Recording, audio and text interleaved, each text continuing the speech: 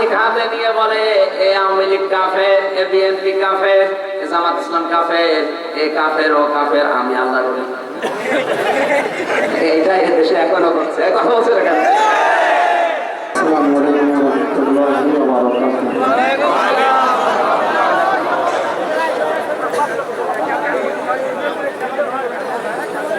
ইন্নাল হামদালিল্লাহি ওয়াস সালাতু ওয়াস সালামু আলা রাসূলিল্লাহ। أما بعد فأعوذ بالله من الشيطان الرجيم. بسم الله الرحمن الرحيم. اتل ما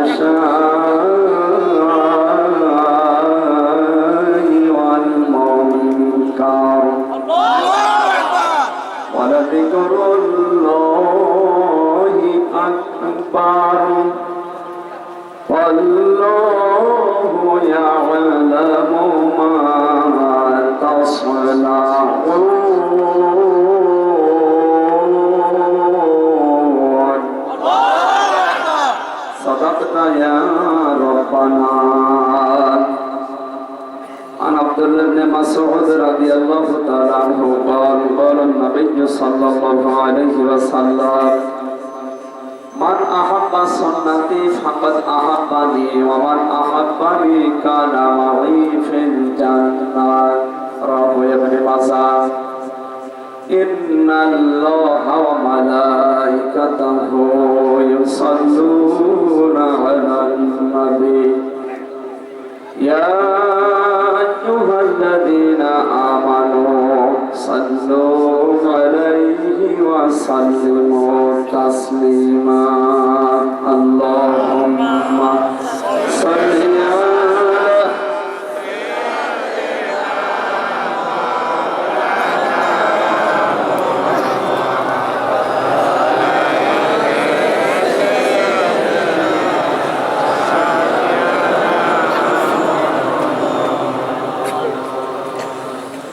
সুন্নাত নয় শুধু দাওয়াতের মেহমান, সুন্নাত নয় শুধু খাওয়া শেষে মধুপান, আরো কিছু সুন্নাত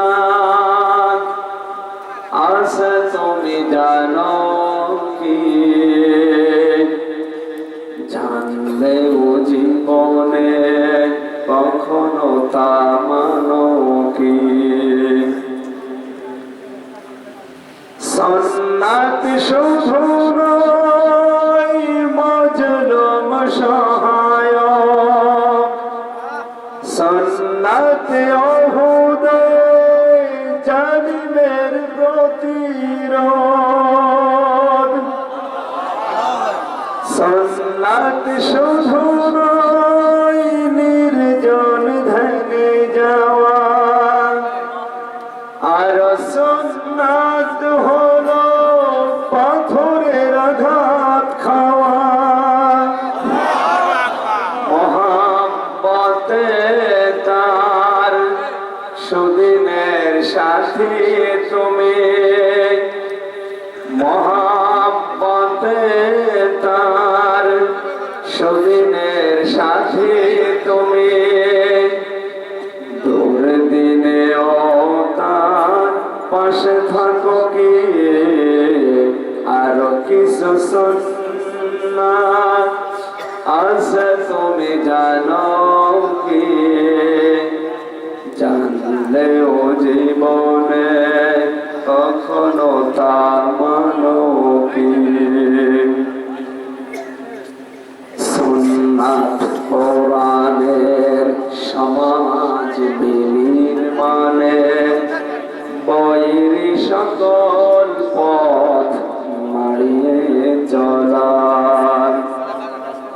সুন্নাত দাওয়াতে দিনের পাশাপাশি ইসলাম রক্ষায় হাতে তলোয়ার তোলা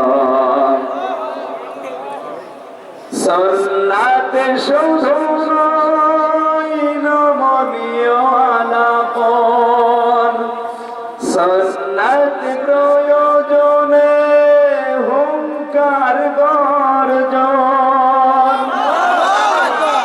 সুন্নাত শুধু মেস্তরতে যাওয়া আর সুন্নাত হলো রাষ্ট্রনায়ক হওয়া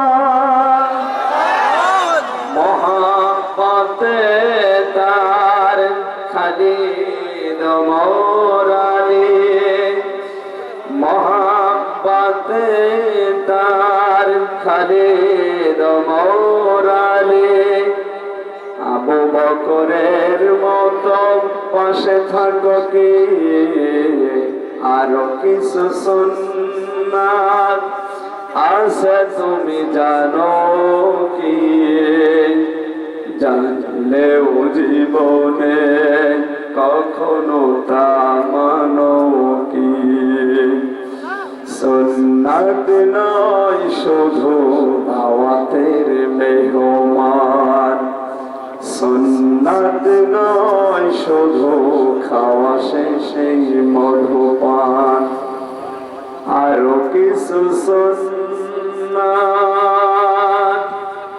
আছে তুমি জানো কি জানলেও জীবনে কখনো তা মানো কি আলহামদুলিল্লাহ বাংলাদেশের ঐতিহ্যবাহী জেলা জয়পুরহাট আক্কেলপুর থানার অন্তর্গত শ্রী কৃষ্ণপুর সরকারি প্রাথমিক বিদ্যালয় ময়দানে সতর্ক বাৎসরিক ঐতিহাসিক তাফসীরুল কোরআন মাহফিলের স্বনামধন্য সভাপতি অত্র এলাকার সর্বজন শ্রদ্ধাভাজন ব্যক্তিত্ব জনাব মোহাম্মদ রফিকুল ইসলাম চাপল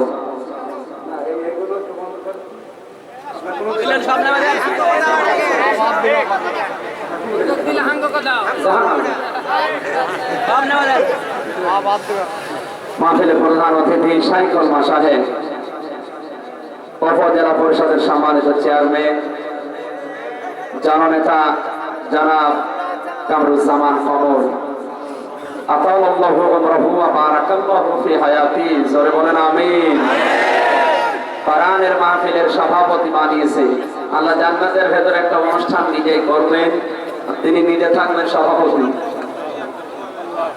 প্রধান অতিথি হবেন মুহাম্মদ রাসূলুল্লাহ সাল্লাল্লাহু আলাইহি ওয়াসাল্লাম যারা জান্নাত পাবে তারা থাকবে শ্রোতা দাউদ আলাইহিস সালাম নিজের কণ্ঠ দিয়ে সূরা তাহা তেলাওয়াত করে অনুষ্ঠান উদ্বোধন করবেন আমাদের নবী মুহাম্মদ রাসূলুল্লাহ সাল্লাল্লাহু আলাইহি ওয়াসাল্লাম থেকে তেলাওয়াত করে শোনাবেন আর আমাদের যিনি মালিক মহান রব্বুল ইজ্জত আল জালাল তার নিজের কুদরতের কণ্ঠে সূরা আর ইয়াসিন কোরআনের দিল বলা হয় যেটাকে তেলাওয়াত করে জান্নাতি বান্দা বান্দীদেরকে শোনাবেন 50 আলফা সানা মিম্মা তাউদ্দুন আল্লাহর কুদরতের কণ্ঠে জান্নাতের ওই পরিবেশে এক একটি আয়াত শুনতে সময় লাগবে দুনিয়ার হিসাবে 50,000 বছর মাহফিলের প্রধান অতিথি আল্লাহ তার এই গোলাম কামরুজ্জামানকে যেন জান্নাতের ওই পরিবেশে শ্রোতা হিসাবে একটু জায়গা করে দেন সুন্দর হাজারো মানুষ বলেন জোরে আমিন আজকে উপস্থিত আছেন বিশেষ অতিথি হিসাবে কোরআনের এই মাহফিলে জনাব গোলাম মাহফুজ চৌধুরী জনাব আলম চৌধুরী জনাব আলমগীর চৌধুরী বাদশাহ জনাব আরিফ ইফতেখার রানা জনাব সিরাজুল ইসলাম জনাব শহীদুল আকরাম সোহেল জনাব আনোয়ারুল ইসলাম বাবলু ওয়ারফা'না লাকা যিকরাক দুনিয়ায় সম্মান মর্যাদা আল্লাহ দিয়েছে কিয়ামতেও যেন আল্লাহ সম্মান মর্যাদা উপরে তুলে রাখে সুবহানাল্লাহ আলোচনা রেখেছেন হাফেজ মাওলানা আবু বকর সিদ্দিক সম্মানিত পরিচালক জনাব মাওলানা সানোয়ার হোসেন সাইফি দাওয়াত দিয়ে সেই কুষ্টিয়া থেকে পর্যন্ত কোরআনের কথাগুলো বলার জন্য যাদের মাধ্যমে এসেছি, হাফেজ ওবাইদুল্লাহ, মঞ্চে বসা ওলামা ইকরাম, সামনে বসা মুসলমান ভাইরা, পর্দার আড়ালের সম্মানিতা মা এবং বোনেরা, প্রশাসনের ভাইরা, প্রাণ প্রিয় জয়পুর হাটবাসী, সবাইকে নিয়ে আল্লাহর দরবারে নত শিরে শুকরিয়া আদায় করছি, যিনি প্রশংসা পাওয়ার মালিক। আমরা বিভিন্ন জায়গায় মেকি প্রশংসা করি বিভিন্ন জিনিসের, এগুলো আসল না, আসল প্রশংসার মালিক আমার আল্লাহ। এই কথা বলেন না, যিনি আসলে প্রশংসা পাওয়ার মালিক, খুশি হয়ে বলছে আলহামদুলিল্লাহ। কোরআন শুনতে এসেছি আমরা, নাকি আমাদের অন্য উদ্দেশ্য আছে? কথা বলবেন না, যাদের কোনো বিশেষ দরকার ইশারায় করে নেই, কথা বলবেন, আমি মাফ চাই, দোয়া চাই, কথা বলবেন। কারণ কোরআন শুনতে হলে আল্লাহর নির্দেশ আগে ফলো করা লাগবে। ওয়াইদা কুরিয়াল কোরআন ফাসতামিউ লাহু ওয়া আনসিতু লাআল্লাকুম তুরহামুন। যদি আল্লাহর রহমত পেতে চাও, আগে শুনবে, কান দিয়ে, আর চুপ থাকবে। এই দুইটাই নির্দেশ কার? নাকি আমি ধানসা? আল্লাহ নির্দেশ দিচ্ছেন, এটা গান না, এটা মমতাজের কনসার্টও না যে খাবে না বাদাম খাবে হবে। আগে চোখ থাকা লাগবে, এরপরে শোনা লাগবে। কেন? আমরা রহমত পাওয়ার জন্য এসেছি না গজব? কোরআনের মাহফিলে যারা ইসলাম আল্লাহর রহমত পাওয়ার জন্য, আল্লাহ কোরআনের ভেতরে সব রহমত লুকিয়ে রেখেছে। আল্লাহ পাক বলেন, আনুনাজ্জিলু মিনাল কুরআনি মা হুয়া শিফাউন ওয়া রাহমাতুল লিল মুমিনিন ওয়া লা ইয়াজিদুজ যালিমিনা ইল্লা খাসারা। সূরা বানী ইসরাঈল 15 নম্বর পারা 9 নম্বর পৃষ্ঠা 2 নম্বর লাইনের 82 নম্বর আয়াতে তাফসীরে ফিল সিরারিল কোরআন পাবেন। আল্লামা সাইয়্যিদ কুতুব রাহমাতুল্লাহ আলাইহি লিখেছেন, আল্লাহ তাআলা বলেন, হে নবী, কোরআন নাযিল করার ধারাবাহিকতায়, পরিক্রমায় এমন এমন বিধান আমি দিয়েছি যেটা মুমিনদের জন্য শিফা। কি মুমিন যারা হবে তাদের জন্য কোরআন রোগ মুক্তির কারণ হবে। এই রোগ বলতে শুধু শারীরিক রোগ না, মানসিক রোগ না, পৃথিবীতে যত রোগ আছে সব রোগগুলো সারার জন্য আমি আল্লাহ কোরআন দিয়েছি। সব রোগের প্রতিষেধক করে আমি আল্লাহ কোরআন পাঠিয়েছি। কিন্তু যারা জালিম, যারা নফসের উপরে, পরিবারের উপরে, সমাজের উপরে, পৃথিবীর উপরে যারা জুলুম করেছে, কোরআনের আলোচনা শুনলেও তাদের শুধু ক্ষতিবৃদ্ধি হবে। আমি পৃথিবীতে কয়েকটা রাষ্ট্রে যে যতটুকু বুঝেছি, পৃথিবীর কোন দেশে কোরআনের কথা এত বলা হয় না যত বলা হয় সত্য ভূখণ্ডে। এরপরও আমাদের কাঙ্ক্ষিত মানের উপকার হয় না, আমরা উপরে যেতে পারি না। কারণটা কি? কারণ আছে না নেই? কারণটা জসীমউদ্দিন এই লোকটার নাম, খায় দায় আর মোটা হয়। ডাক্তারের কাছে গিয়ে বলছে, স্যার দেখেন তোমার শরীরে কি অবস্থা। ডাক্তার পরীক্ষা করে বলছে কোনো রোগ নেই। তাহলে আমি মোটা হয় কেন? একটা রোগ শুধু পেয়েছি, খাওয়া রোগ। কি রোগ? আপনাকে প্রেসক্রিপশন লিখে দিলাম, সকালে 2টা রুটি, দুপুরে 2টা রুটি, রাত্রে 2টা রুটি, যা আপনি কিনে খাবেন। চিন্তা করছে প্রেসক্রিপশনে অনাজানে বা কত ঔষধ লিখেছে। গেছে ফার্মেসিতে, বলে ভাই ওষুধগুলো দেন। ফার্মেসির মালিক বলে, ভাই ওষুধ আমার দোকানে নেই, আছে রুটির দোকানে। মেধার গেছে খারাপ হয়ে থেকে পাগল, আমি প্রেসক্রিপশন নিয়ে আসলাম বড় ডাক্তারের, আর আপনি ওরে রুটির দোকানে পাঠান। জালি কাছে তাতে বললো, একজনে ডাক্তারের কাছে গিয়ে বলছে, স্যার আপনি মানুষ, আপনার ভুল হতে পারে, দেখেন কি লিখেছেন। ডাক্তার বলছে, বেটা পরীক্ষা করে কোন রোগ পাইনি, খাওয়া রোগ কন্ট্রোল করতে দিয়েছি। সকালে 2টা রুটি খাবো, দুপুরে 2টা, রাত্রে 2টা। জসীমউদ্দিন ডাকছে, বলে ভাই বুঝলাম রুটি খেতে হবে, এই রুটি কি খাওয়ার আগে না পরে? আমি কি রুটি ভাত খাওয়ার আগে খাবো না পরে? এই ডাক্তারের ফর্মুলা যেভাবে বুঝেছি, তো চিকন হবে না মোটা হবে? কথা বলে দেখেন। কোরআনের এই কথাগুলো আজ বাংলাদেশে যে কায়দায় প্রচার হয়, প্রকাশ করা হয়, আমরা অধিকাংশ শ্রোতা ঠিক ওই কায়দায় কথা বলছেন আমার। কারণ আমি যতটুকু দেখেছি, এই দেশে 5 প্রকার কথা এখন হচ্ছে। 1 নাম্বার, এই দেশে হয় ওয়াজ হয়, অথচ ওয়াজ আমার আল্লাহ নিজে করেছেন, ইয়াইসুকুম লাআল্লাকুম তাযাক্কারুন। সূরা নাহল 14 নম্বর পারা 16 নম্বর পৃষ্ঠার 7 নম্বর লাইনে 90 নম্বর আয়াতের শেষের দিকে আছে। আল্লাহ তাআলা বলেন ওয়াজ কিন্তু আমি করি। ওয়াজ কে করে? ওয়াজ আপনার বাবাও করে না। ওয়াজ ওর বাবারও ক্ষমতা নেই এতগুলো মানুষ এক জায়গায় বসিয়ে রাখা। ওয়াজ করেন আল্লাহ নিজে। এদের ঘন্টার পরে ঘন্টা মানুষ বসে, বিরক্ত হয় না। 2 নম্বরে হয় এই দেশে তাফসীর করেছেন নবীজি নিজে। কোরআনে কারিমে আল্লাহ দলিল দিচ্ছেন, ওয়াসালনা ইলাইকা যিকরা লিতুবাইয়িনা লিন-নাসি মা নুসিলা ইলাইহিম ওয়া লাআল্লাহুম ইয়াতাফাক্কারুন। এটা সূরা নাহলের 44 নম্বর আয়াত, 14 নম্বর পারা 11 নম্বর পৃষ্ঠা 3 নম্বর লাইনের শেষের দিকে আছে। আল্লাহ তাআলা বলেন, হে নবী আপনার পথে কোরআন দিলাম কেন হাফেজ বানাবেন? শুধু ফোন দিয়ে পানি খাবেন, গলায় ঝুলিয়ে রাখবেন, তাকের উপরে রেখে দেবেন সুমাকে? কি করবেন? লিতুবাইয়িনা লিন-নাস, স্পষ্ট দলিল আর প্রমাণ দিয়ে কোরআনের ব্যাখ্যা মানুষকে জানিয়ে দেবেন। এ দায়িত্ব নবীজি কার? আর আপনার মুখে যারা তাফসীর শুনতে আসবে, ব্যাখ্যা বিশ্লেষণ, এদের দায়িত্ব দিয়ে দিলাম, লাআল্লাহুম ইয়াতাফাক্কারুন। আপনার মুখে যারা তাফসীর শুনবে ওরা যেন বাড়ি যায় এই কথাগুলো শোনার পরে চিন্তা ভাবনা করে, জয়পুরহাটবাসী আমার দায়িত্ব, আমি কুষ্টিয়া থেকে এসেছি, নবী যেহেতু নেই, নবীর ওই দায়িত্বটা পালন করতে আমার জান প্রাণ দিয়ে হলো আমি চেষ্টা করে যাব। আর আপনার দায়িত্ব এই কথাগুলো শোনার পরে বাড়িতে চিন্তা করা লাগবে।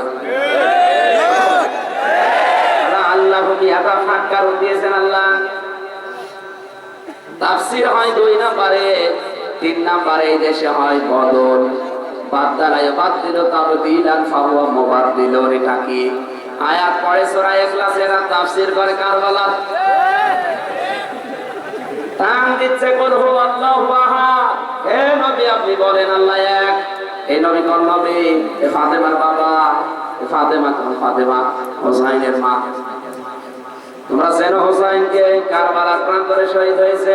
এই শুরু হয়ে গেল কারবালার ঘটনা। 2.5 ঘন্টা যারা শোনে ওরাও বোঝে না, যা বলে ও বোঝে না। আয়াত পড়েছে কি, তাফসীর হচ্ছে কি, আর মানুষ মনে করে না গো ভালো তাফসীর হচ্ছে। এইটা এখন বাংলাদেশে বেশি কথা বলছেন। 4 নম্বরে হয় আওয়াজ। আওয়াজ কি? কানে হাত দিয়ে টান দেয়। একদিন নবী মোস্তফায় রাস্তা দিয়ে হেঁটে যায়, হরিণ একটা বান্দা ছিল গাছের তলায়। অথচ এটা কোরআনে নেই, হাদিসে নেই, ইসলামের ইতিহাসে নেই, ভণ্ডরা সব বানিয়েছে। চেয়ারম্যান সাহেব অবশ্যই অনার্স মাস্টার্স করা বা ডিগ্রি পাস লোক হবে। যতগুলো শিক্ষিত মানুষ আছে, বাংলা হোক আর আরবি হোক, জিজ্ঞাসা করেন তো এই ঘটনা কোরআনে হাদিসে ইসলামের ইতিহাসে আছে? আমি কওমি মাদ্রাসায় পড়েছি, হাফেজি পড়েছি, অনার্স মাস্টার্স করেছি, বিশ্ববিদ্যালয় থেকে ডক্টরেট করছি, কামেল পাস করেছি, তার ডবল। এত শেষ করে এখন তো ভালো না, ওরা পাই কোথায়? ভণ্ডারে তো জায়গা পাবে। দেশের মানুষও পাবে। প্রাণ একটা দিলি, হরিণ একটা বান্দা ছিল গাছের তলায়। এগুলো ঠিক না। তাফসীর মাহফিল একটা শব্দ নিয়ে আপনি গবেষণা করেন, কারণ এক একটা শব্দে আল্লাহ যত কথা ঢুকিয়ে রেখেছে, কিয়ামত এসে গেল শেষ হবে, এত কথা আছে। আমরা আজকে কিছু আবিষ্কার করার চেষ্টা করবো ইনশাআল্লাহ। 5 নম্বরে হয় ওয়াশ। ওয়াশ কি? মাইক হাতে নিয়ে বলে এ আওয়ামী লীগ কাফের, এ বিএনপি কাফের, এ জামাত ইসলাম কাফের, এ কাফের, ও কাফের, আমি আল্লাহর ওলি। এইটাই দেশে এখনো করছে। কথা বলছে কেন? এখানে বদলও হবে না, ওয়াশও হবে না, আওয়াজও হবে না। ওয়াশ যেহেতু আল্লাহ নিজে করেছে, এটা বাদ। এখানে হবে তাফসীর, যেহেতু লিখে দিয়েছেন তাফসীরুল কোরআন মাহফিল। আর তাফসীর যদি কোরআন থেকে সঠিকভাবে করা হয়, ঝামেলা আসবে কি সেটা? এই তাফসীর শব্দের শাব্দিক অর্থ হচ্ছে বুলন্দ করা, ঢাকনা দিয়ে ঢেকে। এই যে ঢাকনা দিয়ে চা ঢাকা, ঢাকনাটা তুলে ফেলা, এর নাম হচ্ছে তাফসীর। উন্মুক্ত করা। কোন জিনিস আবরণ দিয়ে ঢাকা আছে, আবরণ খুলে ফেলা, খোসা দিয়ে মুক্ত করা আছে, খোসা ফেলে দেওয়া, এর নাম তাফসীর। তাহলে তাফসীর হলে অধিকাংশ মানুষের রাগ হয়, তার কারণ কি? আমি যদি উপজেলা চেয়ারম্যানের বাড়িতে যাই, সালাম দেওয়ার পর ওনার ছোট্ট একটা বাচ্চা বেরিয়ে বলছে, আঙ্কেল আমার বাবা বাড়ি নেই, ঢাকায় গেছে, 3 দিন পরে আসবে, আপনি পরে আসেন। এখন মোলায়েম কণ্ঠে ডাক দিয়েছে, ওটা কি আম্মু না আব্বু বোঝা যাচ্ছে না, ওটা ছেলে না মেয়ে আপনি টের পাচ্ছেন না।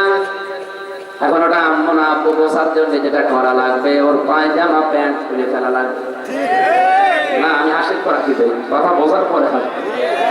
পায়জামা প্যান্ট যদি খুলে ফেলেন, এবার বসবেন ওটা আব্বু না আম্মু, কথা বলেন। ইসালে সালাম হয় দেশে সারা রাত, কোনো অসুবিধা নেই।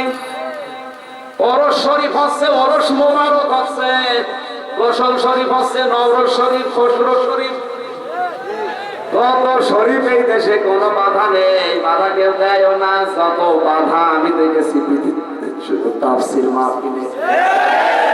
কারণটা কি? কারণে পৃথিবীতে অনেকেই শিরক, বেদাত, জুলুম আর কুফরের আবরণ দিয়ে নিজেদেরকে ঢেকে রেখেছে। কেউ ধর্মীয় ইলম আছে, কেউ সাধারণ ভাবে হয়তো জুলুম করে, তার নিজের প্রতি, স্ত্রীর প্রতি, সন্তানের প্রতি, জনগণের প্রতি এটা ঢেকে রেখেছে, মানুষকে প্রকাশ করতে দিতে চায় না। অথচ ধর্মীয় কায়দায় জুলুম দিয়ে, বেদাত দিয়ে, শিরক দিয়ে, কুফর দিয়ে, আবরণ দিয়ে ঢেকে রেখেছে, মানুষকে বুঝতে দেন এটা বেদাত না শিরক। যখনই কোরআন থেকে সঠিক তাফসীর গুলো করা হবে, তখন এদের আবরণ গুলো খুলে যাবে। ওই মানুষগুলো তখন বুঝবে জাতি যে এই লোকটা জাতির সর্বনাশ করছে। এই জন্য ওরা তাফসীর মাহফিলে বাধা দেয়, তাছাড়া কোনো কারণ আমি পাইনি। পৃথিবীতে আমি 3টা প্রাণী পেয়েছি, এরা কিন্তু দিনের আলো যখন আসে সূর্যের আলোতে বের হয় না, পেঁচা, বাদুড় আর শামসিকা। রাত যত গভীর হয়, যত অন্ধকার হয়, তত ওরা বেশি বের হয়। বের হয়ে মানুষের কলা নষ্ট করে, ফসল নষ্ট করে, পানের বরজ নষ্ট করে। কথা বলছে না কেন? দিনের আলো, সূর্যের আলো ভালো লাগে না, রাতের অন্ধকার যাদের ভালো লাগে, এদের নাম ও ডিজিটাল নাম। নাম শুনলে বোঝা যাচ্ছে আর কেমন হবে।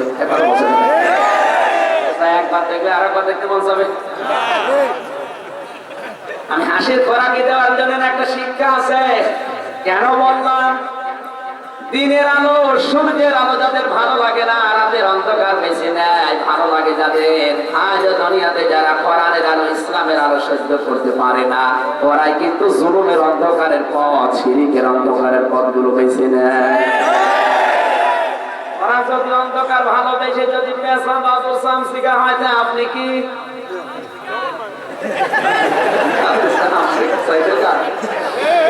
আল্লাহ পাক জানিয়েছেন আপনি কি? উলাইকা কালানাআমি বাল হুম আদাল উলাইকা হুমুল গাফিলুন। সূরা আরাফ 13 নম্বর পারা, 9 নম্বর পারা, 13 নম্বর পৃষ্ঠা, 4 নম্বর, 3 নম্বর লাইনের 179 নম্বর আয়াতের শেষের দিকে আছে। আল্লাহ বলেন এগুলোকে মানুষ বড় দূরের কথা, এগুলো জানোয়ারের চাইতেও খারাপ। কারণ পেশা বাবুর চাম থেকে আল্লাহ বিবেক দেয়নি, কিন্তু তোমাকে আল্লাহ বিবেক দিয়েছিল। কথা বলছে না কেন? বিবেক থাকার পরেও যারা বিবেকটা কাজে লাগায় না, কোরআনে কারীম জানিয়েছে ইন্না শাররাদ দাওয়াবি ইনদাল্লাহিস সাম্মুল বুকুল্লাযীনা লা ইয়াকিলুন। সরি বলেন আল্লাহু আকবার। সূরা আনফাল 9 নম্বর পারা, 18 নম্বর পৃষ্ঠা, 9 নম্বর লাইনের 3 নম্বর উপর 22 নম্বর আয়াত। এটা আমি দলিল দিয়ে বলছি, এই কারণে অনেক মানুষ খুঁজে পায় না। এই চেষ্টা করেন কেন? আল্লাহ না কথা বলে ইশারা করেন। আপনাদের এর সাইডে আর বড় জায়গা ছিল না? এই যে মানুষগুলো দাঁড়িয়ে আছে, এখন তো অনেক জায়গা লাগবে। পেছনে জায়গা থাকলে পেছনে চলে যান। যান, পেছনে জায়গা আছে, চলে যান। কিছু মানুষই এসেছে, ওরা নিজেরাও শুনবে না, মানুষকে শুনতে দেবে। ওরা দায়িত্ব নিয়ে যায়, যাক, না হবে না দাঁড়িয়ে থাক। কথা বললে কিন্তু আপনার খবর আছে।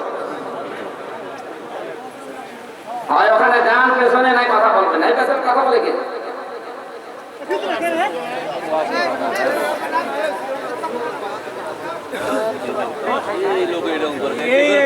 আমি বলছি আপনারা যা করেন অসুবিধা নেই, কথা বলবেন না। এদিকে তাকান। আমার ভাইরা, আমার শিক্ষা দেওয়ার বিষয় ছিল, কোরআনের এই আয়াতে আল্লাহ ১৫০০ বছর আগে জানিয়েছেন এই পৃথিবীতে সবচাইতে নিকৃষ্ট আল্লাহর কাছে তারা যাদের বিবেক আছে কিন্তু বিবেকটা কাজে লাগে না। আর আমার মনে হয় বাংলাদেশে এই প্রকার মানুষ এখন সবচাইতে বেশি। কত অন্যায় ভেসে আসেও দেখে, তারপরও কিছু বলে না, নিজের দলের লোক। এই কারণে বিবেক গেছে কোন জায়গায়? আপনি যে মানুষ সেটা তো প্রমাণ দেবেন যে আপনি মানুষ।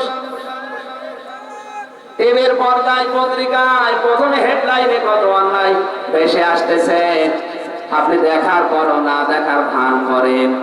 আমার আল্লাহ কোরআনের সূরা আনফালের 22 নম্বর আয়াত অনুযায়ী আপনি আর মানুষ নেই, আপনি জানোয়ার। জোরে বলেন নাউজুবিল্লাহ। আর কি কারে চলে গেল? বারবার এরকম হলে তো সমস্যা।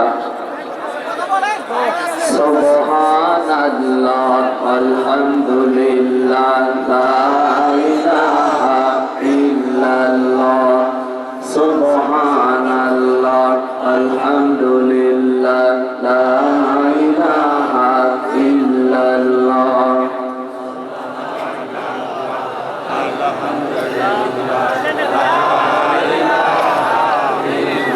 দাও খোদা দাও আমায় আবার ওমার দারাজ দিয়ে, দাওয়ানের মতো বীর সেনানি জাগাতে লিখে।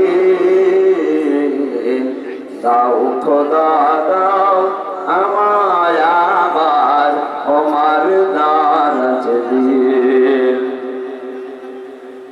হামজাকে দাও ঘরে ঘরে জীবন দিতে ওয়াকাতরে। আমার কাবা ভাঙতে এলে পাঠাওয়া বাবিল।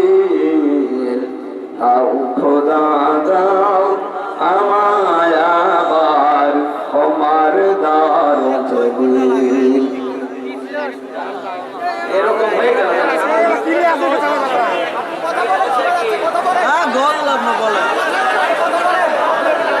আমার ভাইরা, কোরআনে কারীমের তাফসীর সঠিকভাবে করলে এই জন্য কিছু মানুষের রাগ হয় যাদের আবরণ দিয়ে ঢেকে রাখা আছে। এই আবরণগুলো যখন খুলে পড়ে তখন ওরা জাতির সামনে উন্মুক্ত হয়ে যায়। কথা বলেন ঠিক কিনা? যেহেতু তাফসীরুল কোরআন মাহফিল লেখা, আমরা নির্ধারিত আয়াতের ভেতরে প্রবেশ করে কিছু নতুন তথ্য এখান থেকে বের করে নিয়ে আসবো। আল্লাহ তুমি তাওফিক দাও, জোরে বলেন আমিন। দরুদ আর সালাম পড়ি, কারণ কোন অনুষ্ঠান যদি কবুল করতে হয় আল্লাহর দরবারে তাহলে দরুদ পড়া লাগবে। দরুদ পড়া ছাড়া কোন অনুষ্ঠান আল্লাহর দরবারে পৌঁছায় না, ঝুলে থাকে। আমরা কি চাই এই অনুষ্ঠান আল্লাহর দরবারে কবুল না হোক? বলেন। জবান ছেড়ে পড়েন সাল্লাল্লাহু আলাইহি ওয়াসাল্লাম। এবার একটা তথ্য বলছি, এইভাবে হয়